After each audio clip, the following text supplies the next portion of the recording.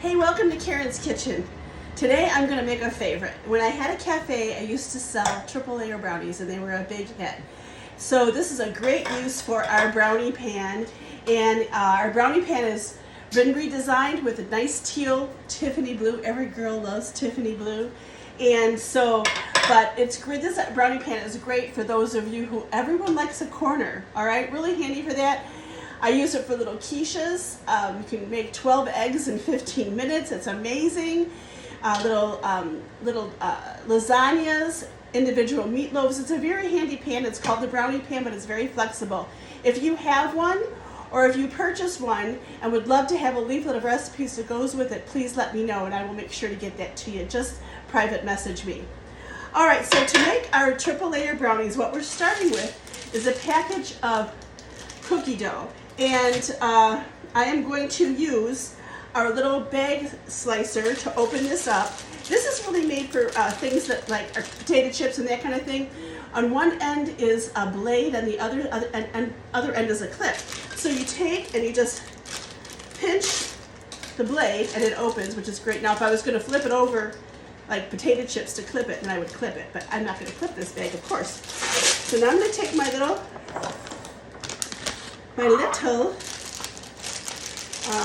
cookies, and I have put them out at room temperature a little bit. I just realized that I forgot to melt my butter. I'll be right back. I'm going to throw this in the microwave.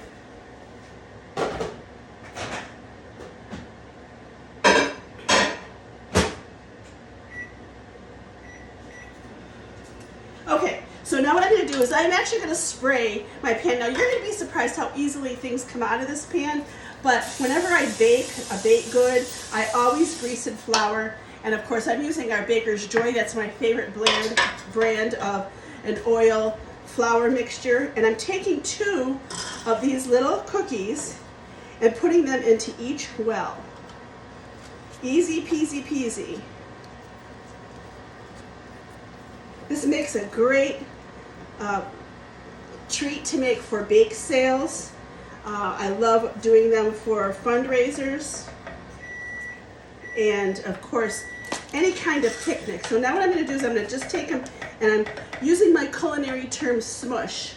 We're just smushing our cookies into our pan just like that, and I'm not real fussy about how they go in. I just want them to be a little bit thinner than normal. I'm going to wipe off my hands, and what I'm going to do now is I'm going to take my cookie. And you can use Oreo. I just buy whenever I'm doing things. I love Oreo cookies. I hate to admit how much I love Oreo cookies, but this type of thing I will use off-brand. I will use off-brand. The cookies usually I might get them at Walmart, but my Walmart is an hour away. So I'm taking my cookie and I'm pressing it right into the cookie dough. Okay. This recipe will make usually 24 of brownies. All right, so now what I'm going to do is make my brownie mix. And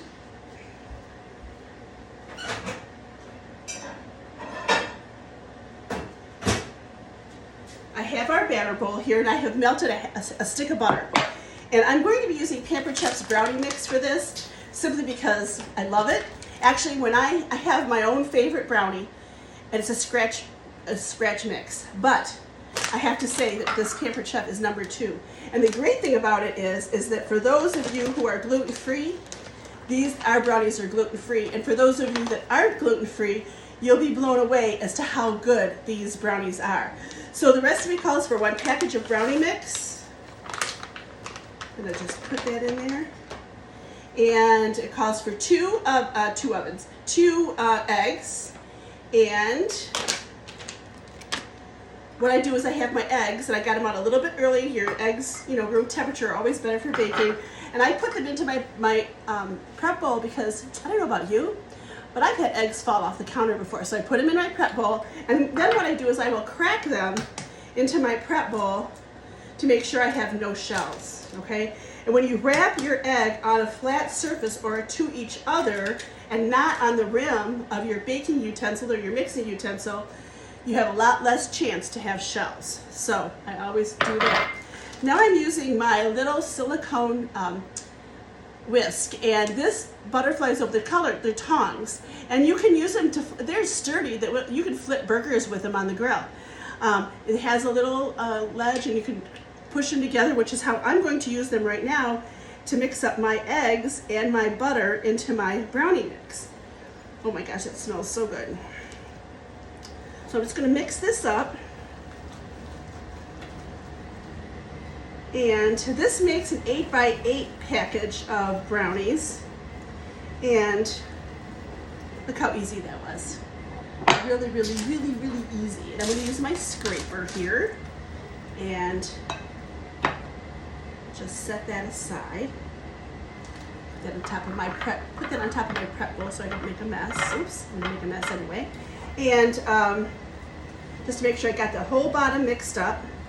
And now what I'm going to do is I'm going to take my medium scoop, or medium stainless steel scoop, and I'm going to put a scoop of brownie on the top. Such an easy recipe. It is so impressive. When you cool them and you cut them in half on the diagonal, they look very fancy. They make great sundaes. You know, if you take a brownie and take one of these brownies, even a half of one, put some ice cream on it and a little bit of ice cream. There we go. So these will bake for about 15 minutes in the oven, and let them cool about 5 minutes, and then take them out and put them on your cooling rack, and then enjoy. You're gonna love them, I promise. Triple layer brownies from Karen's Kitchen. Thanks for joining me today. Karen's Crazy Kitchen, I should say.